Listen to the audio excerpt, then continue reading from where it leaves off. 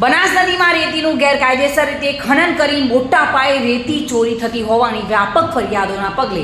બનાસકાંઠા ભૂસ્તર શાસ્ત્રી લાલ આંખ કરી છે, જેમાં તાજેતરમાં જ ડીસા તાલુકાના રાણપુર ગામે ખનીજ ચોરી મામલે મેગા ઓપરેશન કર્યા બાદ તારીખ 10 સપ્ટેમ્બરે કાંકરેજ તાલુકાના અરણીવાડા ગામે બનાસ નદીમાં ગેરકાયદેસર રીતે રેતી વહન કરતા 100થી વધુ ડમ્પર અને ટ્રેલરોને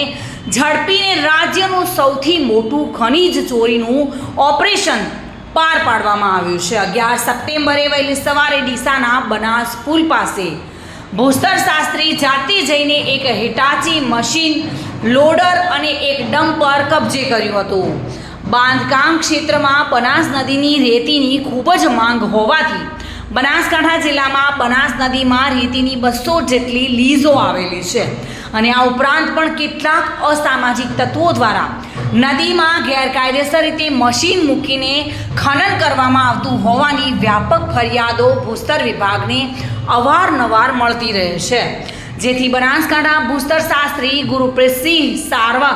સારસ્વા દ્વારા રેતી ખનીજ ચોરી મામલે સર્વે ઓપરેશન હાથ ધરી રહ્યા છે અને બનાસકાંઠા ભૂસ્તર શાસ્ત્રી દ્વારા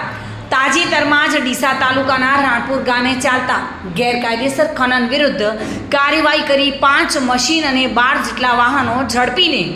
કરોડોનો મુદ્દામાલ કબજે કરી મોટું ઓપરેશન પાર પાડ્યું હતું। જ્યારે કાંકરેજ તાલુકાના અરણીવાડા ગામે બનાસ નદીમાં મોટા પાયે ગેરકાયદેસર રીતે ખનન થતું હોવાની ગ્રામજનોની ફરિયાદના આધારે ભૂસ્તર શાસ્ત્રી ગુરુપ્રીતસિંહ સારસ્વાએ તારીખ 10 સપ્ટેમ્બરના રોજ સાંજે 5 કલાકે તાત્કાલિક તેઓની ટીમને મોકલી હતી અને જે ટીમ પહોંચી તપાસ કરતા નદી વિસ્તારમાંથી 100 જેટલા ડમ્પર અને ટ્રેલરો મળી આવતા અટકાવી દીધા હતા અને ટીમે ભૂસ્તર શાસ્ત્રીને જાણ કરતા જ તેઓ પણ ઘટના સ્થળે દોડી આવીને વધુ વાહનો હોય કાર્યવાહી માટે મહેસાણા અને પાટણ અમદાવાદ જિલ્લાની ટીમો અને ફ્લાઇંગ સ્કોડની મદદમાં લઈને અરણીવાડા ગામે પહોંચી ગયા હતા। તપાસની ટીમોએ તમામ વાહન ચેકિંગ હાથ ધરતા મોટાભાગના વાહનો રોયલ્ટી વગરના જણાયા હતા, જેથી ભૂસ્તર વિભાગની ટીમોએ તપાસ સાંજે 6 વાગ્યેથી બીજા દિવસ સાંજ સુધી 100 જેટલા ડમ્પર અને ટ્રેલરોને સ્થળ પર જ સીઝ કરવાની કાર્યવાહી કરી હતી અને સતત 30 કલાક જેટલો સમય સુધી આ કાર્યવાહી ચાલુ રાખી હતી। ભૂસ્તર વિભાગની ટીમની અચાનક રેડથી અનેક વાહન ચાલકો રસ્તામાં જ રેતી ખાલી કરીને નાસી છૂટ્યા હતા। ત્યારે ભૂસ્તર શાસ્ત્રી ગુરુપ્રીતસિંહે જણાવ્યું હતું કે અરણીવાડા ગ્રામજનોની ફરિયાદને લઈને સર્ચ ઓપરેશન હાથ ધર્યું હતું। પ્રાથમિક દ્રષ્ટિએ હાલ 100 જેટલા વાહનો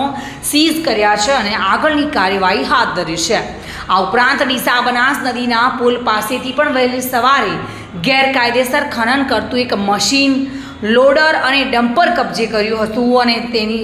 તેની સામે પણ કાર્યવાહી હાથ ધરી છે। જોકે બનાસકાંઠામાં ક્યાંય પણ ખનીજ ચોરી થતી હશે